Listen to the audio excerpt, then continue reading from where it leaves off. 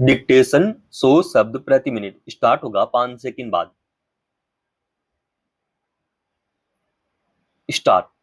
कृत्रिम मेधा एआई जिस तेजी से हमारी रोजमर्रा की जिंदगी पर कब्जा कर रही है, उसने सुविधाओं और चमत्कारों के साथ एक बुनियादी सवाल भी हमारे सामने रख दिया है।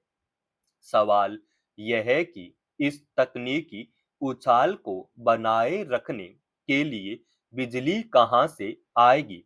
एआई अब किसी मोबाइल ऐप या चैटबॉट तक सीमित नहीं रही। वह अस्पतालों में उपचार को समझने से लेकर समाधान में सहयोग दे रही है। दफ्तरों में निगरानी का यह औजार बन चुकी है। यहाँ तक कि सरकारी नीतियों की दिशा तय करने में शामिल हो रही है। स्थिति यह है कि आने वाले वर्षों में रोजगार, शिक्षा और सुरक्षा की शक्ल बदलने वाली है। मगर जिस स्मार्ट भविष्य का वादा किया जा रहा है, उसकी बुनियादी ऊर्जा पर टिकी है। आज वही सबसे कमजोर कड़ी बनती जा रही है। दरअसल एआई की असली ताकत बड़े-बड़े डेटा केंद्र है। ये ऐसे बिजलीखोर कारखाने हैं जो 24 घंटे चलते हैं। इसके लिए हजारों कंप्यूटर लगातार गणना और उन्हें ठंडा रखने के लिए बेहिसाब पानी और बिजली चाहिए।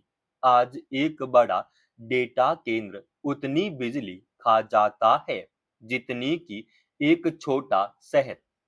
भारत में जहां बिजली और पानी पहले ही सीमित संसाधन है, यह दबाव और भी गंभीर हो जाता है।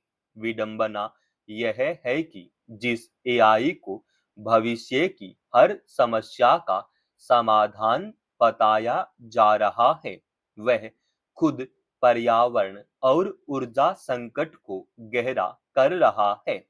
ज्यादातर डेटा केंद्र आज भी कोयला, गैस और तेल से बनी बिजली पर चलते हैं। यानी एआई जितना स्मार्ट बन रहा है, उतना ही कार्बन उत्सर्जन भी बढ़ा रहा है। ऐसे में यह सवाल बिल्कुल जायज है कि क्या हम एक समस्या हल करने के प्रयास में दूसरी बड़ी समस्या तो नहीं पैदा कर रहे। जब जमीन पर बने डेटा केंद्र बिजली और पानी इस कदर गटकने लगे, तो कई गंभीर सवाल उठे।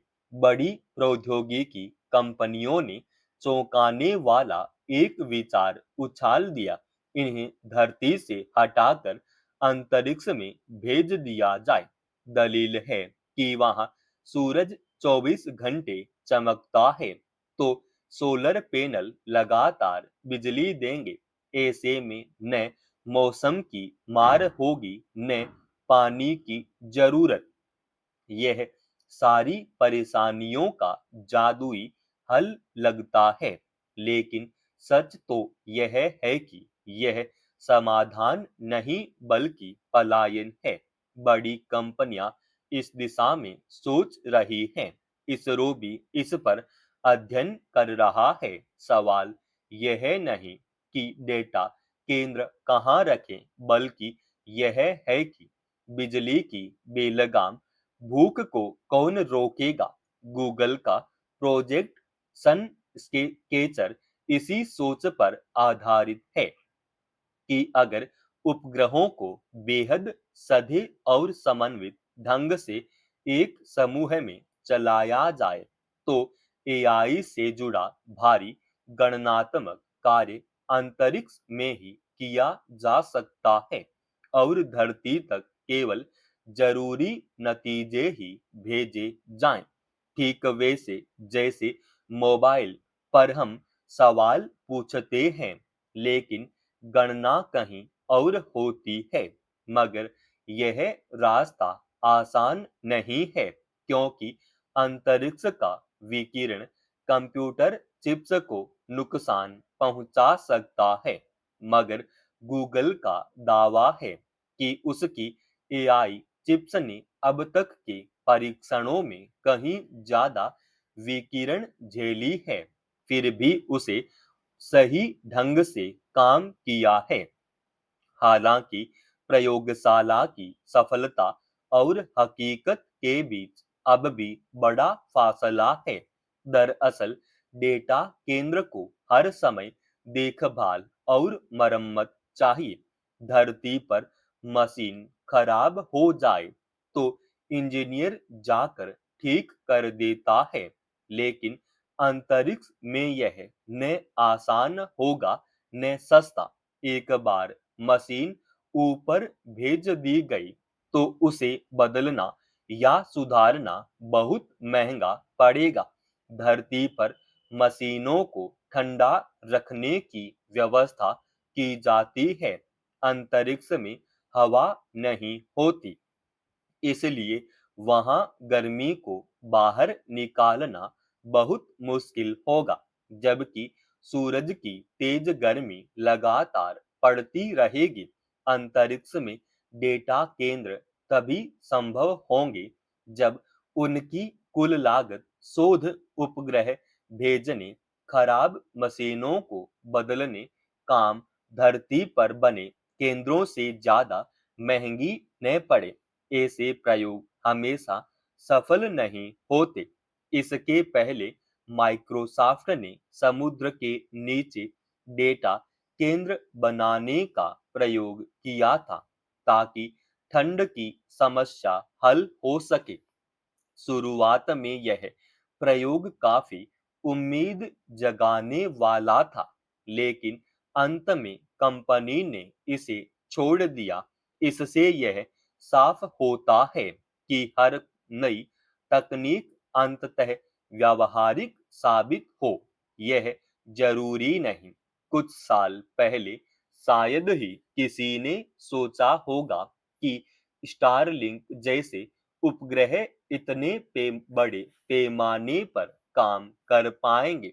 आज वे दुनिया के कई हिस्सों में इंटरनेट दे रहे हैं। इसलिए अंतरिक्ष डेटा केंद्र के विचार को पूरी तरह नकारना भी जल्दबाजी होगी।